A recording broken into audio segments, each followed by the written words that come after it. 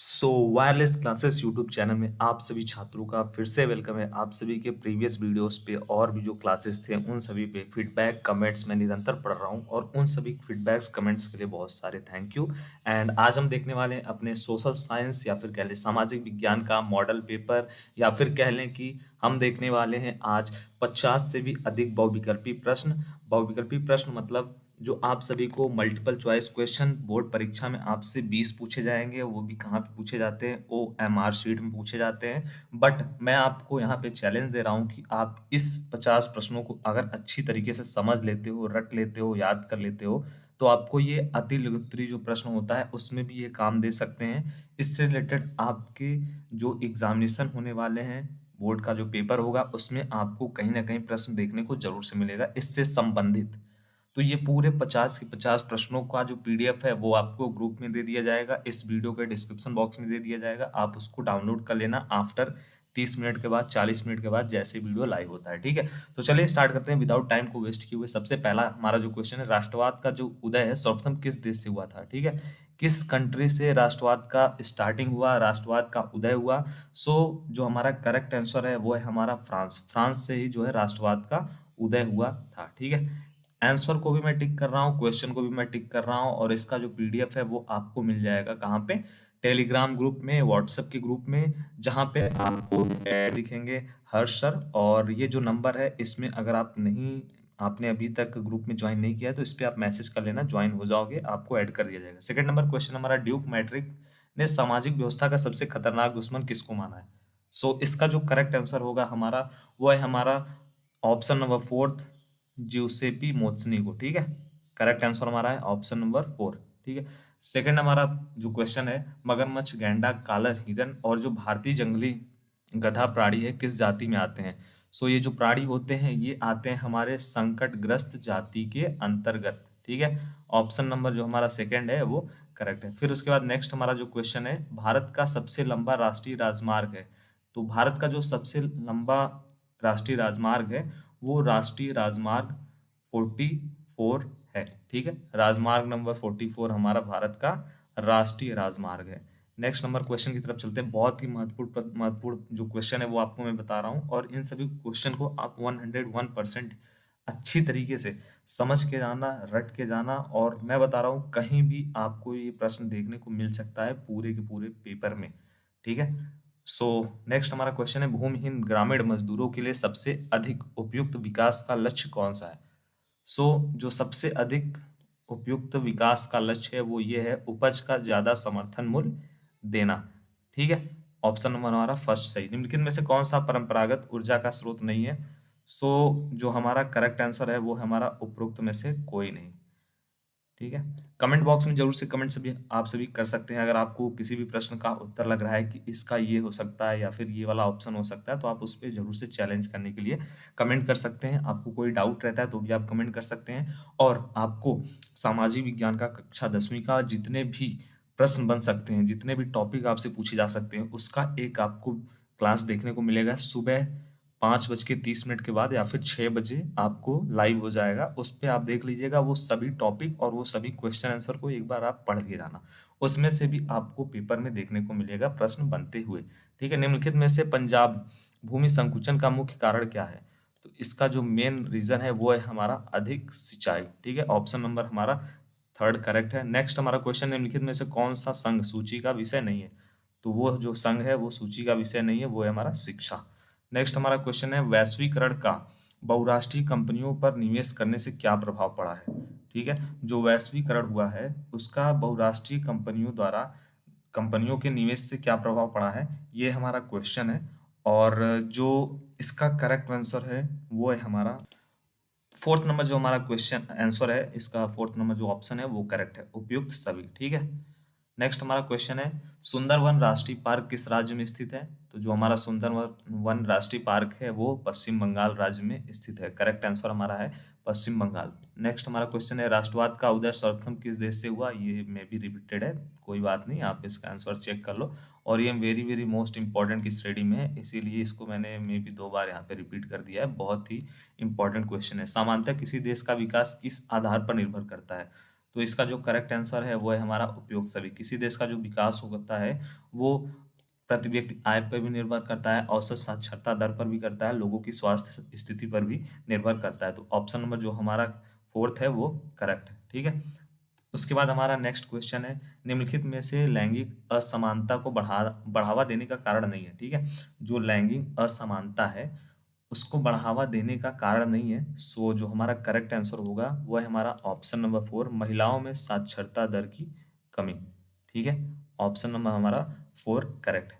Next हमारा question है, सांप्रदायिकता की समस्या प्रारंभ होती है जब। इसका जो करेक्ट आंसर होगा वो है हमारा धर्म को ही राष्ट्र का आधार मान लिया जाए। जब धर्म को ही राष्ट्र का आधार मान लिया जाएगा तभी सांप्रदायिकता की समस्या को प्रदान स्टार्ट होती है, वहां से प्रारंभ होती है। नेक्स्ट हमारा क्वेश्चन है, भूक्षरण से क्या तात्पर्य है।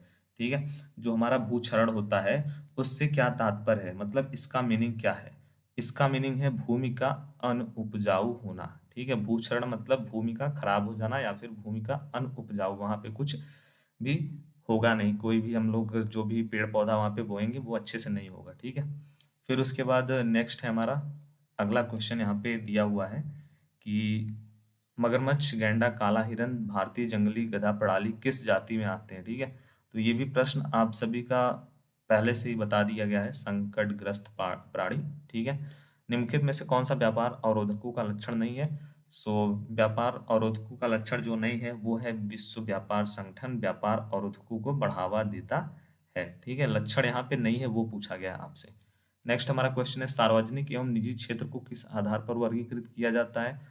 तो जो हमारा सार्वजनिक और निजी क्षेत्र होता है उसको उद्यम और स्वामित्व के आधार पर ही हम लोग वर्गीकृत करते हैं, अलग अलग करते हैं। सूती कपड़ा मिल की रूपरेखा किसने रखी, रिचर्ड आर्कराइट ने रखी थी सूती कपड़ा मिल की रूपरेखा। ऑप्शन नंबर हमारा फर्स्ट करेक्ट है।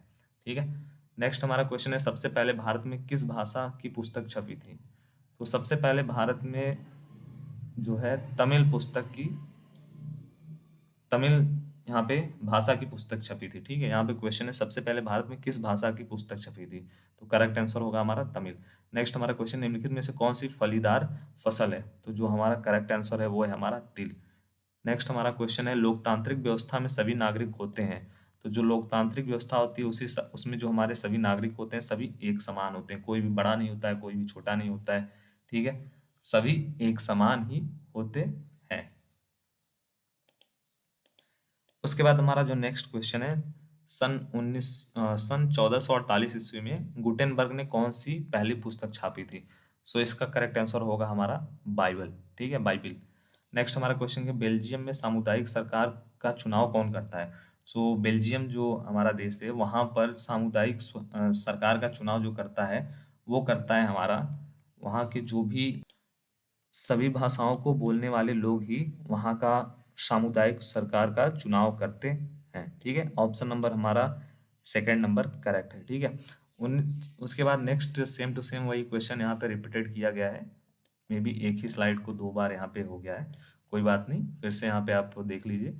1448 ईस्वी में गुटेनबर्ग ने कौन सी पहली पुस्तक छापी थी, बाइबिल को छापा था उन्होंने। ये पुस्तक को वेरी वेरी मोस्ट इम्पॉर्टेंट है और ये भी जो क्वेश्चन है वो भी इम्पॉर्टेंट है। ठीक है, कि बेल्जियम में सामुदायिक सरकार का चुनाव कौन करता है, तो एक ही भाषा बोलने वाले लोग करते हैं। ठीक है, नेक्स्ट हमारा जो क्वेश्चन है वो है, निम्नलिखित में से प्राथमिक क्षेत्र का क्रियाकलाप है। ठीक है, जो हमारा निम्नलिखित है नीचे दिया गया है उसमें से प्राथमिक क्षेत्र का जो क्रियाकलाप है वो क्या है। सो प्राथमिक क्षेत्र का जो क्रियाकलाप है वो हमारा ऑप्शन नंबर थर्ड करेक्ट है, क ख और घ। क ख घ और का मतलब ये है कि मछली पकड़ना, फिर उसके बाद गुड़ बनाना, नहीं कृषि, फिर उसके बाद डेयरी। ठीक है, ये वाला ऑप्शन नहीं होगा, मछली पकड़ना उसके बाद कृषि करना एंड उसके बाद डेयरी। ठीक है, ये प्राथमिक क्षेत्र का क्रियाकलाप है। नेक्स्ट हमारा क्वेश्चन है, सार्वजनिक एवं निजी क्षेत्र को किस आधार पर वर्गीकृत किया जाता है। सो इसको वर्गीकृत किया जाता है उद्यम का स्वामित्व। करेक्ट आंसर हमारा होगा ऑप्शन नंबर थर्ड, उद्यम के स्वामित्व के आधार पर सार्वजनिक एवं निजी क्षेत्रों को आपस में वर्गीकृत किया जाता है या फिर बांटा जाता है। ठीक है, नेक्स्ट क्वेश्चन है, भूमिहीन ग्रामीण मजदूर के लिए सबसे अधिक उपयुक्त विकास का लक्ष्य कौन सा है। तो सबसे उपयुक्त जो विकास का लक्ष्य है वो ये है, काम के अधिक दिन और बेहतर मजदूरी। ठीक है, प्राकृतिक गैस है, तो इसमें जो करेक्ट आंसर है वो है इनमें से दोनों। ठीक है, इनमें से दोनों मतलब ये, या स्वच्छ ऊर्जा संसाधन है, या जलने पर कम कार्बन और कम प्रदूषण उत्पन्न करती है। दोनों ऑप्शन करेक्ट हैं। नेक्स्ट क्वेश्चन हमारा है, वैश्वीकरण से किसकी वृद्धि होगी? तो वैश्वीकरण से रोजगार की वृद्धि होगी। विश्व व्यापार संगठन का मुख्यालय कहाँ पे है? तो विश्व व्यापार जो संगठन है उसका मुख्यालय जिनेवा में है। वेरी वेरी मोस्ट इंपॉर्टेंट प्रश्न है, हर साल रिपीट किया जाता है और इस बार भी आने के चांसेस हैं। ठीक है, उसके बाद नेक्स्ट हमारा क्वेश्चन है, सूती कपड़ा मिल की रूपरेखा किसने रखी थी? सूती कपड़ा मिल जो होता है उसकी रूपरेखा किस पर्सन ने रखी थी, नीचे दिए गए ऑप्शंस में से? सो करेक्ट आंसर हमारा होगा रिचर्ड आर्कराइट। ऑप्शन नंबर हमारा जो सेकंड है वो करेक्ट है। सूती कपड़ा मिल की रूपरेखा रिचर्ड आर्कराइट ने रखी थी। ठीक है, नेक्स्ट हमारा जो क्वेश्चन है वो है हमारा, 1928 से 1934 के बीच भारत में गेहूं की कीमत 50% तक गिर गई। इसका कारण क्या था अंतरराष्ट्रीय बाजार में? सो अंतरराष्ट्रीय बाजार में सन 1928 से 1934 तक भारत में जो गेहूं की प्राइस थी वो 50% तक गिर गई थी। इसका जो रीजन था वो ये था, कीमतों में गिरना। ठीक है, कीमतों का गिरना। ऑप्शन नंबर फर्स्ट करेक्ट है। निम्नलिखित में से कौन सा जो लक्षण है वो संघीय सरकार से संबंधित नहीं है? वो कौन से लक्षण यहाँ पे आपको ऑप्शन में बताए गए हैं कि जो है वो संघीय सरकार से संबंधित नहीं है? सो इसका जो करेक्ट आंसर होगा वो होगा हमारा सर्वोच्च न्यायालय।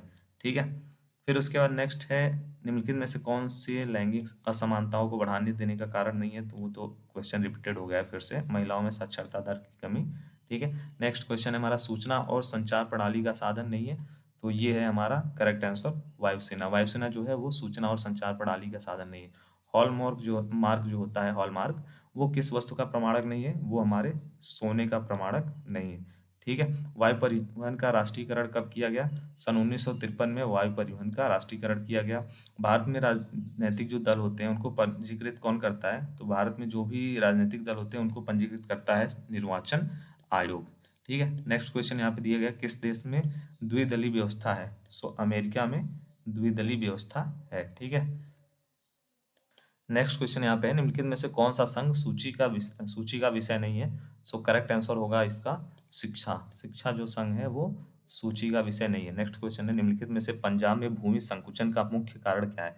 सो जो पंजाब में भूमि संकुचन का मुख्य रीजन है वो है यहाँ पे सेकंड और थर्ड नंबर जो क्वेश्चन है, वनोन्मूलन। ठीक है, नेक्स्ट हमारा क्वेश्चन है, लोकतंत्र निम्न में से किसको प्रोत्साहित करता है?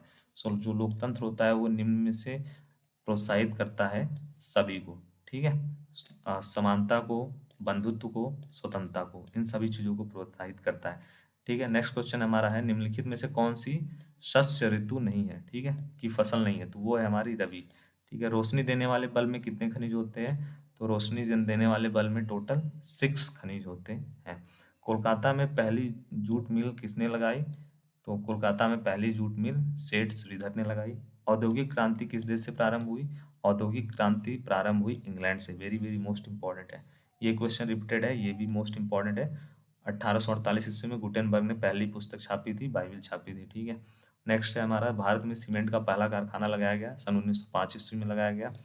उसके बाद भारत में प्रथम रेलगाड़ी चलाई गई। भारत में जो प्रथम रेलगाड़ी चलाई गई वो 1853 ईस्वी में स्टार्ट की गई थी। ठीक है, तो ये थे आप सभी के लिए टोटल 50 मल्टीपल चॉइस क्वेश्चन या फिर कह लें बहुविकल्पी प्रश्न, जो आप सभी की बोर्ड परीक्षा में आपको बेहतर मार्क पाने में मदद कर सकते हैं। ठीक है, और आप सभी के प्यार और सपोर्ट के लिए बहुत बहुत धन्यवाद।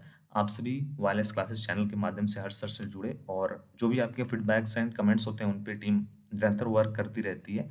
एंड हमारा जो उद्देश्य है वो यही है, सभी छात्रों को ऑनलाइन माध्यम से जितना ज़्यादा फ्री एजुकेशन हम प्रोवाइड कर सकते हैं, हम निरंतर इस पे कार्य करते रहेंगे। ठीक है, सो ये था आपका पीडीएफ, और इस पीडीएफ को आपको कहाँ पे मिलेगा? ये पीडीएफ आपको मिलेगा ग्रुप में, वायरलेस क्लासेस का जो ग्रुप बनाया गया है ऑफिशियल, उसी में इसको अपलोड किया जाएगा। या फिर आप वीडियो देख रहे हैं तो इस क्लास के एंड होने के 30 मिनट बाद ये लिंक अपडेट हो जाएगा नीचे, वहाँ पे आप देखिएगा डाउनलोड हियर का लिंक होगा।